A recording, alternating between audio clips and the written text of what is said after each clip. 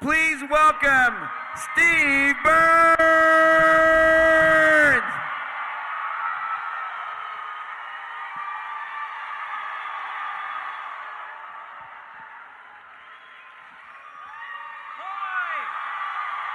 Hi out there. It's me, Steve. Hi, everybody. Thank you for coming here. Hi. Some of our fans have found clues. What's that? One of our fans found a clue somewhere. Really? Where? I never see those. Well, Steve, we're so excited that you've come to our humble con this week. Thank you. So we gotta, on behalf of the fans, thank you so much for being a friend to us growing up, always being there on Nick Jr. every morning. And if we had a bad day, we knew we could come back to you the next morning and just play a fun game with you and Blue. So thank you so much. No. If I can, I would actually like to say thank you. Because it is really cool. It's like I know intellectually that this is a room full of strangers, even though I think I may have met some of you yesterday. But for me, this feels like talking to an old friend. So, thank you.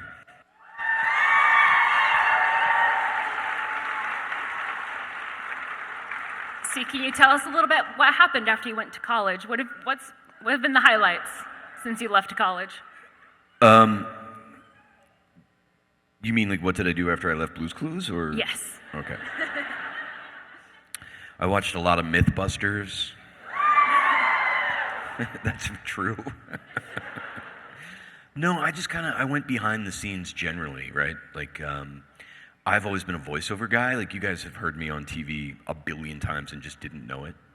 I'm the guy who says, Snickers satisfies. Yeah. I do a lot of that I've always done a lot of that kind of stuff, and I write and direct and produce for Blue's Clues, the new one, and stuff. So I've always been sort of behind the scenes as far as it relates to television. But I was a musician for a while. Kind of more like a songwriter. I don't really play, but I can kind of write songs. Have you ever seen that show, Young Sheldon? I wrote the theme song to that show. And I'm singing it too. That's me singing. So I've always done other things, just not Blue's Clues things. Oh, love it.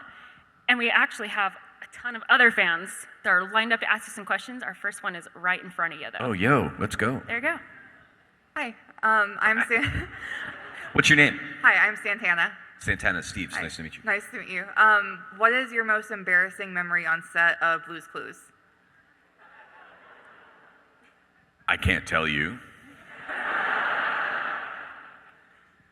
But I'll tell you. You guys remember the song about the planets? Well, I was suspended in midair, in a harness on a blue screen, right? Because I was singing to the sun, right, in outer space. And we're doing the song, and we got to a point in the song where I had to look into the camera and say, and Uranus spins on its side. And we were all adults, right? But I couldn't do it. And I was like, and Uranus. And the amount of time it took me to get that out was embarrassing because I became 12 years old,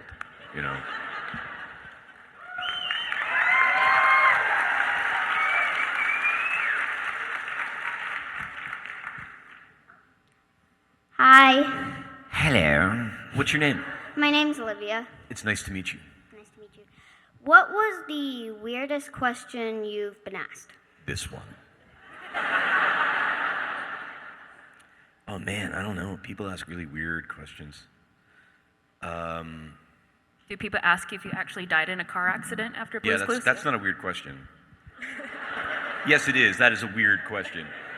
But it's one that I expect. I don't know. Someone asked me a question about pizza once. And I was like, I think somebody asked me about pineapple on pizza, and I was like, yeah, sure. And it was very polarizing. I remember the crowd was like, what? And half the crowd was like, yes, of course. So that was kind of a weird question.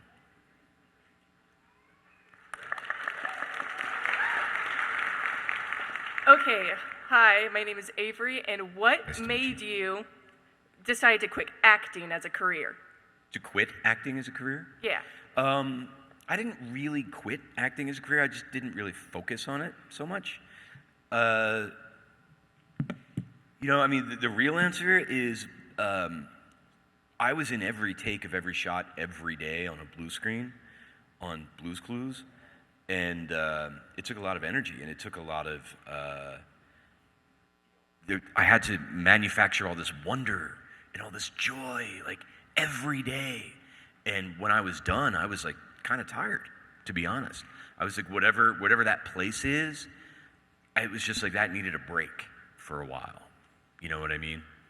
And but I also don't really see a big difference between something like acting and something like music. I think it all comes from the same spot. And you just kind of push it through a different lens.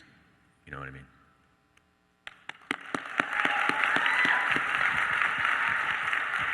Hi there, Steve. What's up, man? My name is Truman, and I'm wondering if Steve in the show would ever come back from college, would you want to do Steve again in the show? Steve is on the show sometimes. There's a new version of Blue's Clues, and they wanted me to come back, and I was like, yeah, I'll do it, but only if I've become the world's crappiest detective. Because that's what Steve would have done, right? He would have been like, all I do is solve mysteries, except I can't without your help, you know? And so, Steve is back sometimes, and he has his own detective agency, and he's terrible at finding anything. Like, I often write for Blue's Clues now, and I wrote an episode where they all they need Steve's help as a detective, and he can't even get out of the door. He's like, where are my keys? Has anyone seen my keys? Cool, I'm gonna need my notebook. Where's my, like, he literally can't get out the door. But I enjoy being Steve now more than I ever have.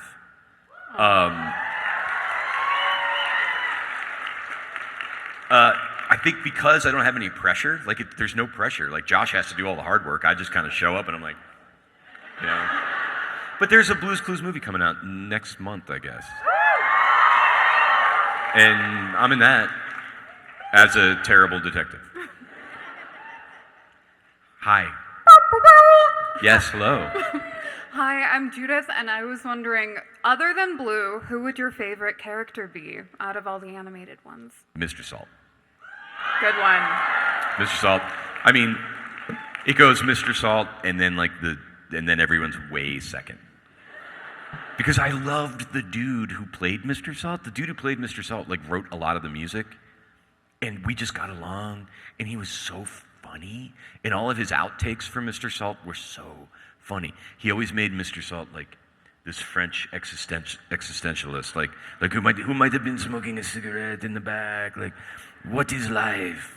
What are clues anyway? What are we all doing here? You know, and so I just adored every scene I had with Mr. Salt. And he was also really one of the only adults on the show. You know, so he was kind of, I don't know, I loved Mr. Salt. Thanks for your question. Hi, I'm Caitlin. Hi. What did it feel like to be such a big part in a lot of children's and adults' life? That's an awesome question. Do you want the real answer? Okay. It's honestly difficult to feel it. It's difficult to get my arms around that. You know, Blue's Clues for me always felt like a very small and personal experience, because my job was to talk to you specifically, right?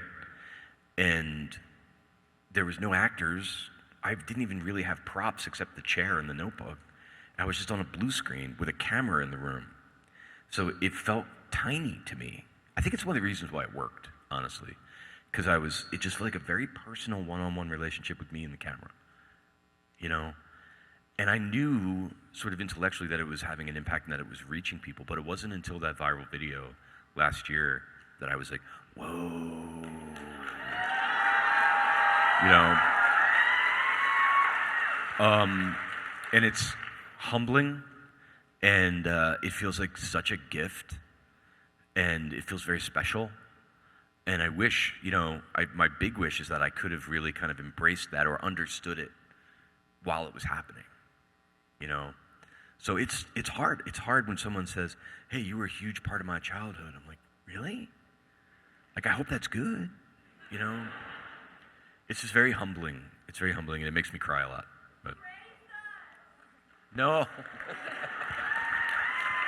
But thank you for your question. And I mean, that's what you're doing with your TikTok now for us adults that are all, if you guys aren't following Steve on TikTok, do it. It's very therapeutic. But what came about starting what you're doing on TikTok, just being an active listener instead of a Yeah. When we did that little viral thing, by the way, that was just kind of an improv. I didn't even write that. I was like, hey, roll. I have an idea. It's like I want to talk to I want to continue the conversation with the same people from when they were 5 to now. And I just kind of improv that. But it cut through in such a way that I was thinking, well, maybe what that was a respectful conversation, a meaningful and respectful conversation where I think people felt kind of seen and heard, and I think that's a missing thing online. I think respectful conversation is missing online, and especially now. So I just thought, well, what if there was a TikTok where it's really just about you? What if it really is just modeling this concept of really meaningfully and compassionately listening to someone else, as opposed to presenting yourself going, like, what if there was a way to kind of share? That's all. I don't know if that made sense, but that's what I was thinking. Great.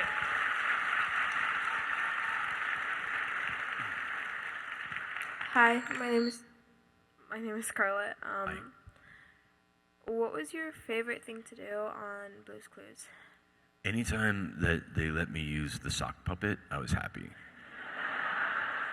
I used to sneak it into shots. Like, I would just, have it. I'd be like, hey, do you see a clue? It is over there, Steve. Why do you never see the clue? Like, I loved the sock puppet, but they never really let it in there. But anytime I was doing, a weird voice or an accent, I was happy. Like, I liked being Elvis. I liked doing all that kind of stuff. Anytime I got to, be a character. Anytime I got to be Steve being a character was my favorite. Hi, I'm Brian. Hi. You're Spider-Man, I know it. I thought it was Peter Parker, not Brian. Thrown off. So I really appreciate your superheroing. It's very local. It's like a local level. I appreciate it. thanks. So I've actually got a question. So whenever you're with the other Blue's Clues hosts, do you feel like a variant of Steve? No. We're all actually really good friends. That's real. Especially Joe and I, Donovan and I are I just saw him the other day. We're actually really tight. Donovan and I are trouble. We always were, because we were just immediately great friends.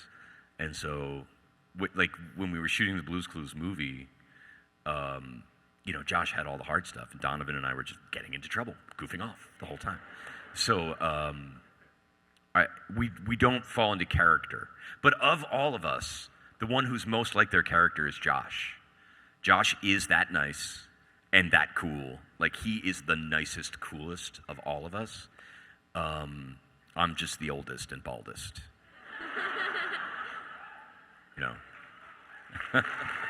Could you convince Josh to come next year for us? Oh, Josh would do this in a second. Heck yeah. Let's get Josh next year, right?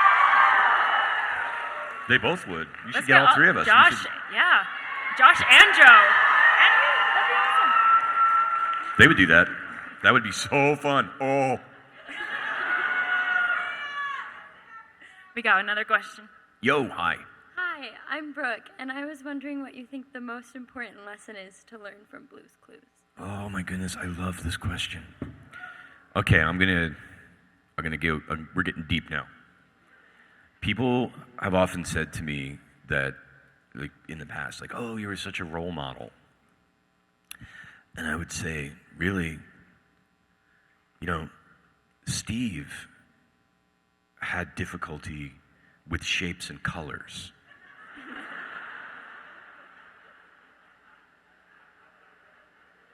Like, without your help,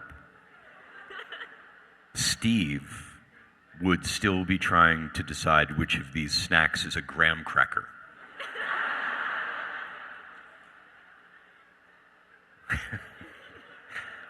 So I'm like, is Steve a role model? And I was always like, I'm not a role model. But Steve became my role model because, and I'm sure if statistics are correct, everyone in this room knows what I'm talking about. But I went through some difficult mental health times. And I was embarrassed about it. I was like, no, whatever, I'm fine. But Steve was never afraid to ask for help, And that was a really valuable lesson that I learned from Steve, was to sit down in front of someone and say, will you help me? That changed my life. And if there's anything that I would hope that Steve really taught people, was that it's okay to ask for help.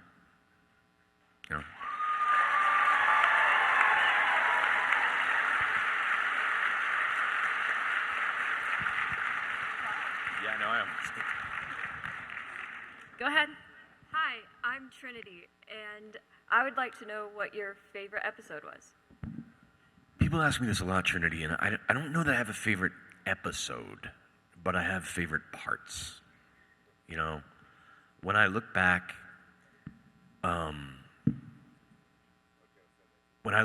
on the show, I remember like the third episode we ever did. I was just like 21 years old. I was just a kid, and I was being the big bad wolf, and I had ears on. I was like, I'm the big bad wolf. And I just remember thinking, this is fun. Like, this is ridiculous and so much fun. And it's weird that that's a memory that I have, but that kind of became a core memory for me. And I loved when I was doing the flying stuff, like when I was singing about your sideways planet. Like that was a good moment. And there was an episode where my grandma was there, and that was really sweet. I did an episode with Martalee Matlin, who is an Academy Award-winning actress. That was big. And then anytime I get to any moment where I am acting with Joe or Josh are my favorites. But I can't pick a favorite episode. I don't have one. They all seem the same in my mind. It's all one long episode.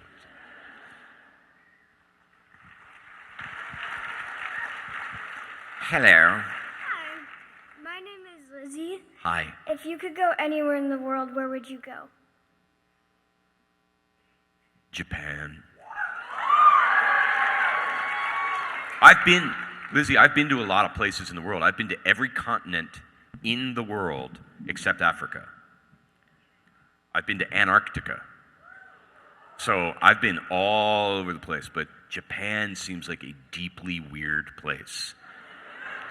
And I want to see it. Yeah, I want to see the north of Japan. Oh my goodness. But I don't want to go there as just like a regular tourist. Like I want to go with a backstage pass somehow. But that's really high on my list. And there's a lot of parts of the United States I haven't seen yet that I really want to see. But Japan is the answer. What were you doing in Antarctica? Don't go to Antarctica, by the way. I mean, go if you can, but wait till you're like 70. You can't really do anything there. They don't let you. right? It's not like you can go hiking in Antarctica. You just kind of have to stand on the shore and let penguins walk by you. And penguins are awesome, by the way. They are hilarious. They all look like they're 10 minutes late for work because they're all like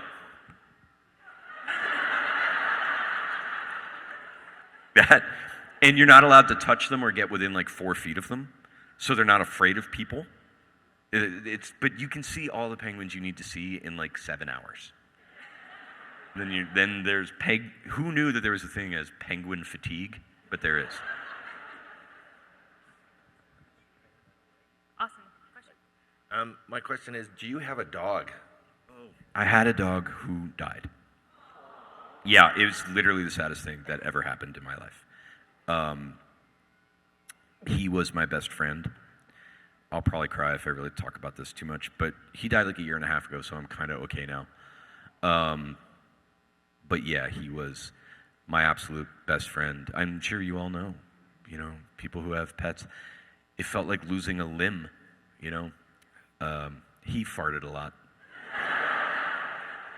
He was just wonderful and just camping and hiking. And the beautiful thing about a dog is, for me, I've lived alone for so long, and waking up and having to think about something that wasn't me, first was just wonderful. And I think I'm almost 50 years old and I don't know much about life, but I do believe that having a good dog is among the finer things in this world. Yeah.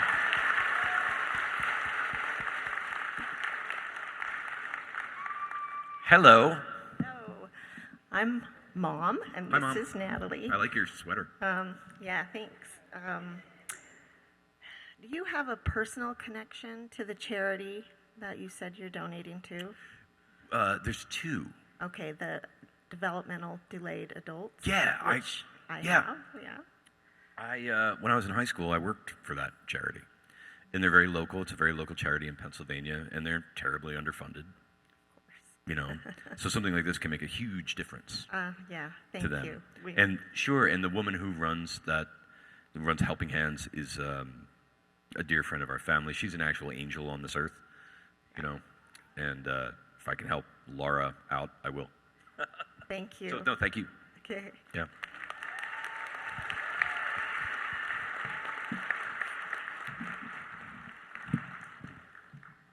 Hi, my Hi. name's Kaylin. I just wanted to say first off, thank you so much for bringing so much joy and positivity to so many people growing up. My question is after being and identifying with the project for so long, how did you know it was ready to let go and move forward in different aspects of your life, and what did that journey look like for you?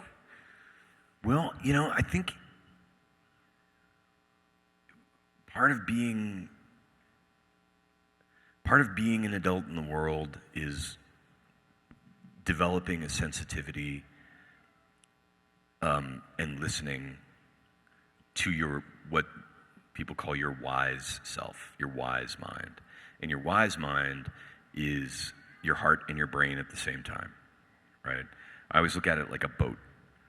If you're in a boat, you need passion in life, and that's the wind in your sails. You need that.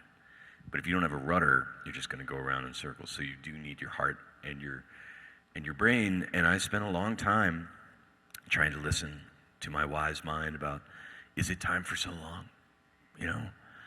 And I felt like it was a good time to go. And I was going bald. And they're like, they wouldn't let me go bald. They were going to put a wig on me. I'm like, no, I'm not doing that. So it just felt like the right time to go. I never regretted it. I felt like, I wanted to always do my best for that show, like always, always, always, always. And I know that it felt like I just kind of up and left, but I was so involved I've always been so involved with the show, even when I wasn't on it, that for me, it didn't really feel like I went anywhere. You know what I mean? So I hope that answers your question.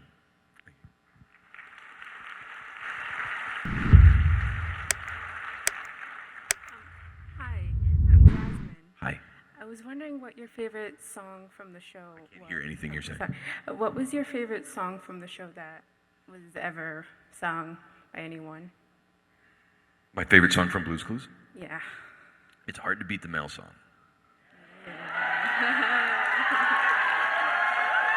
No. Someone brought this up yesterday. There was a song about rain. Oh. That was beautiful. I forgot that song. The guy who played Mailbox wrote most of those songs. And he is such a talented songwriter. But there was a song about rain that was just beautiful, about listening to rain. The Planet song is probably my favorite song.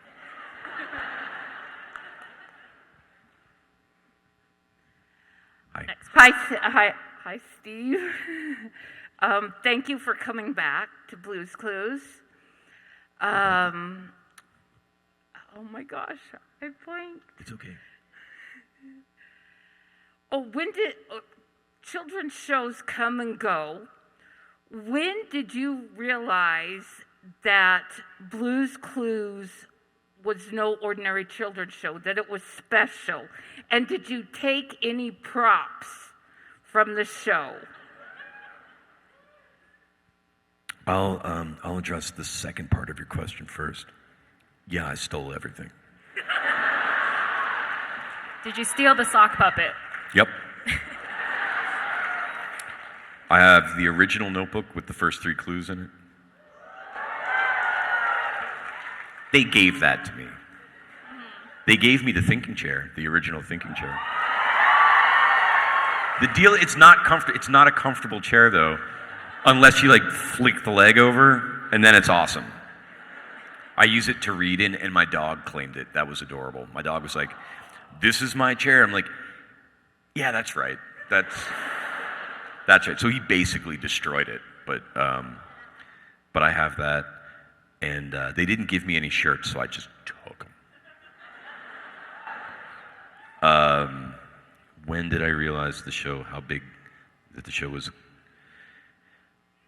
I didn't think the show was going to work, right? When we were doing the pilot, I was like, this is too weird. I knew how brilliant it was. The woman who created that show, Angela Santamero, she has made some of the finest continues to make some of the finest children's television there is. She is a brilliant human being, and it was so deliberately and carefully crafted to be as educational as it possibly could be. And she made me really aware of her process and what it is she was trying to do.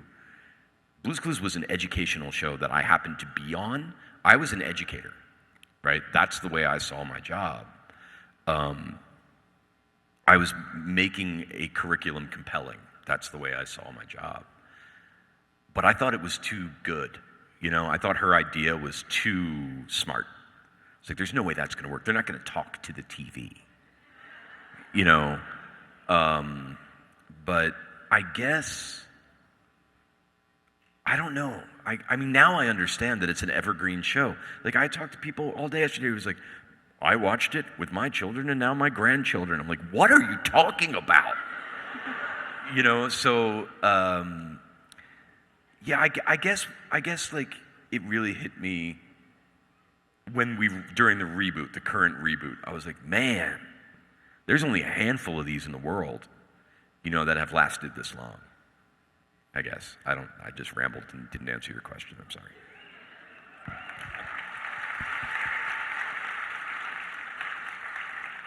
Go, Waldo. Hi, Steve. My name is Kaylin. My question is, since you said you left Blue's Clues to go to college, what college did you go to and what degree did you get? You mean where did Steve go? Yeah, where did Steve go? I think he went to like forensic school. Like, he's like studying, like how to be a detective, criminal law, hilariously bad. Like in a frat, Steve at college is something that somebody should make. That's funny. Do you think Steve would have changed his look in college, or do you think he just would wear that as a cop all the time? Not at all. Pleated pants. Doing a keg stand.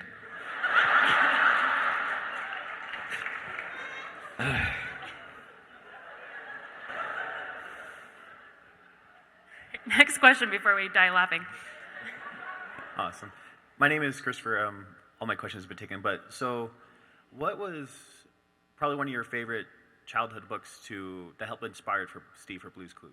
Oh, wow. Books? Yes. They're my favorite book when I was little. It's still, I think, the finest children's book ever. It's called There's a Monster at the End of This Book. Grover.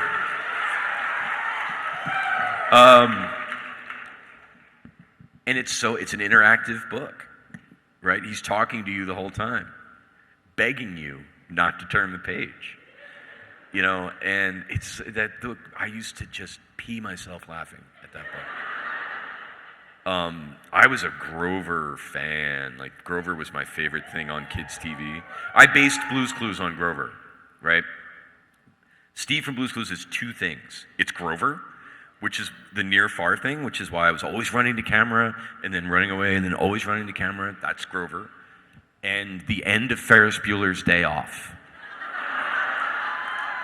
Remember that when he comes out and he's like, "You're still here? It's over. Go." The way he talked to the camera, I was like, "I'll do that plus Grover. Let's go."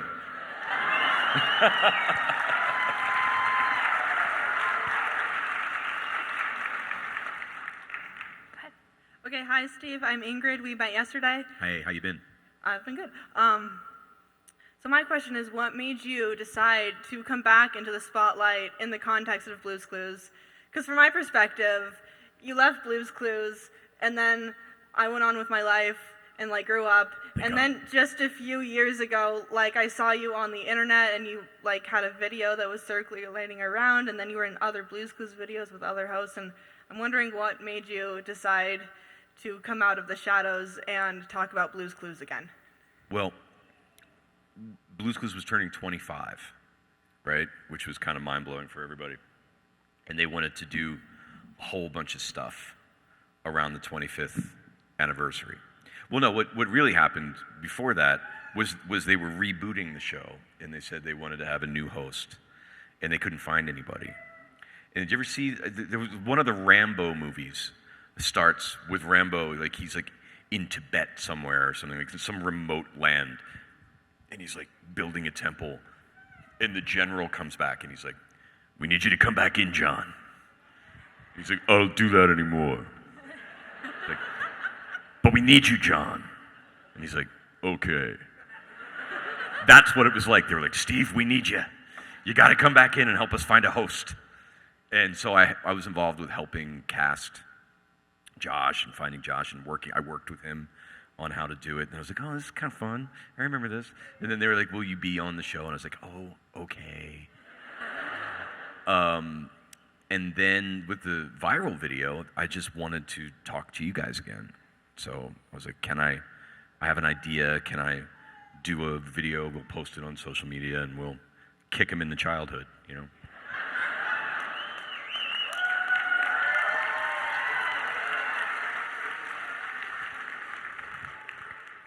That's a big fan right there. You look awesome. Love it. Yes. Yes. The answer is yes. The answer to your question is yes. So I've obviously grown up with you, but my question is, you did an episode of Law and Order where you actually did a very unsavory character that got a lot of backlash. Did that deter you from doing more dramatic roles? You mean Homicide, where I played a murderer or something? That's terrifying. I don't remember there being any backlash. I was just an actor, and that was a role that they offered me. I was like, yeah, I'll do that. I mean, I didn't really think about it.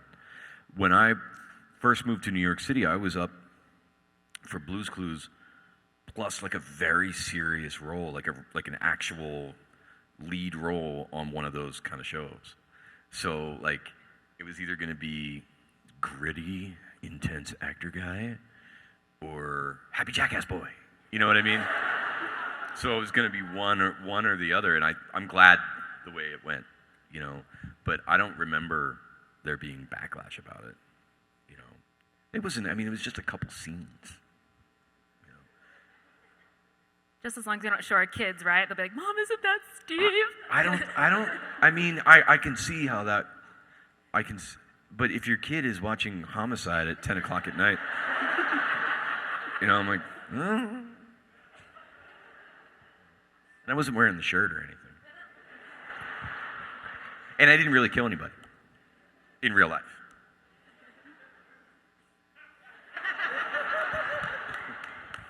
Hi. Hi, my name's Eric. My question is, have you ever felt weird talking to Blue? Yeah, every time, man. She's a dog. No, what was weird about it was she was never there, right? So I was always on a blue screen, you know, and so I would imagine her, but so then, like, say in the scene, I was like, hey, Blue, blah, blah, blah, blah, blah, blah, blah, blah, blah. What's going on? But the director would tell me, all right, while you're saying that, she moves to there. So in my mind, I have to be thinking of her animation the whole time. And that was very difficult, you know. That became hard. It's hard for all the hosts, right? At the end of the day, you're very tired because your imagination you've been imagining things all day.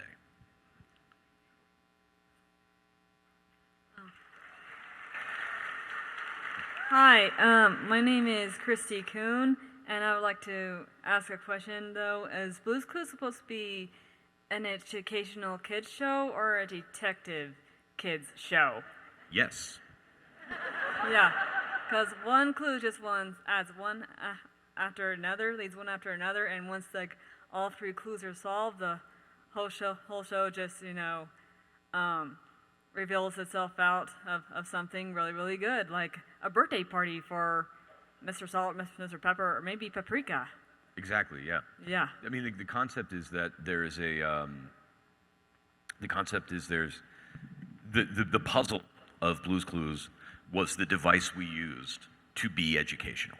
So it was both of those things. Yep. Thank you. Hello, Steve. It is your furry old pal Grover here. That was really good, man. Thank you. Hi, my name is Joel. First off, a show of gratitude. Oh, thanks, dude. That's really sweet. And my question to you is this. How did you come across or get involved with Blue's Clues? How did you get the job? Oh, that's a weird story. I thought it was a voiceover audition. Like, I thought I was auditioning to be the voice of a cartoon. Like I said, I moved to New York to be a gritty, pretentious actor. I did. I wanted to be Al Pacino real bad. And that's kind of what I was getting work doing. You know, I was like this intense, really intense actor. And I don't know that I would have even auditioned for it if I knew it was to be on the kid show. I just thought it was for a voice. Because I had never, in my life, it never occurred to me to be on children's television. It wasn't a passion of mine. It wasn't like something I always intended to do. I never even crossed my mind. And so when I went to the audition, there was a camera in the room. And I was like, oh, I better do stuff, you know?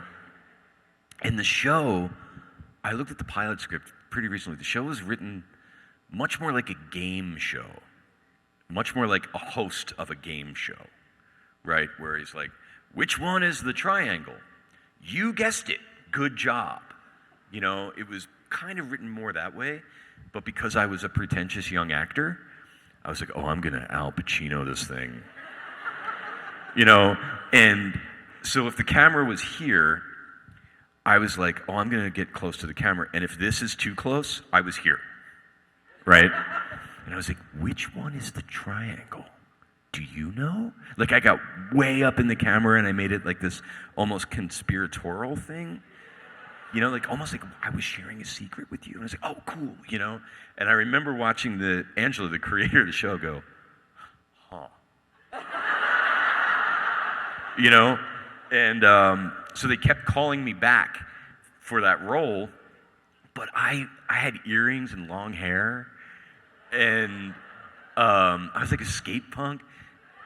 And I remember they called me, Tracy, the woman who plays Blue and who drew everything, she called me one night. She's like, hey, man, we love what you're doing. Do you own a clean shirt?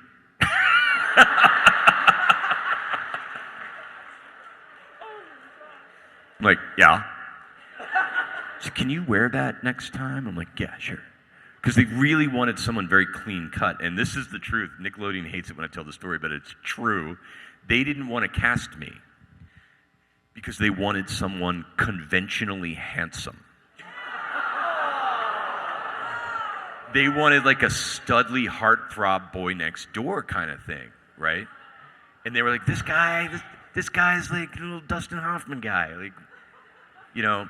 And so it was down to me and just a couple other people, right? And, you know, like conventionally handsome people and me. And the way I got the job is they showed my audition, they showed all of our auditions to kids, right? And, you know, studly guy was like, hey, will you help me? Cool. And the kids are like, yeah, all right. What do you need? It's over there. Right? And they showed my weird audition where I'm like, which one is the and kids are like, it's there! And they were like, there's videotape of this, and kids are like touching the screen and like running around and jumping around. So you guys got me the job. So thank you.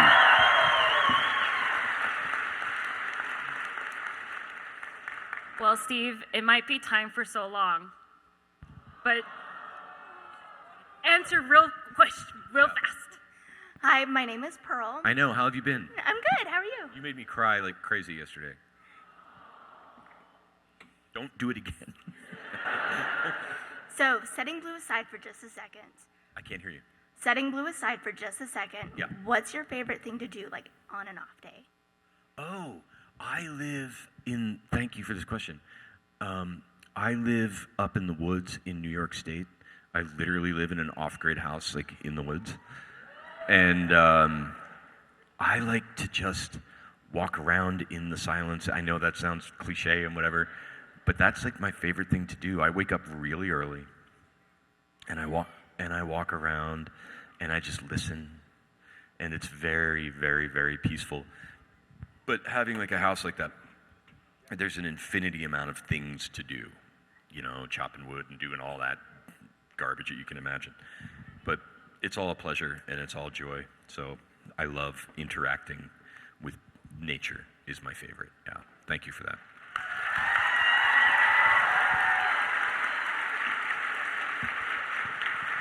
All right, Steve, do you think we have time for just one more song? Yeah. Will you guys help me sing this song? You will? Great. But I'm in a band, baby. I wish I had a guitar. Is there a guitar? There's not. I'll bring it Surely next time. someone has a guitar. Descends down. Now it's time for so long. But we'll sing just one more song.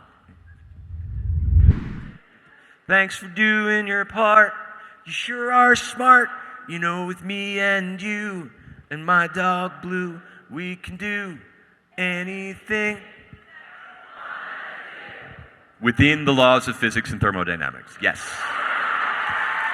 Thanks so much, guys. Thank you guys so much.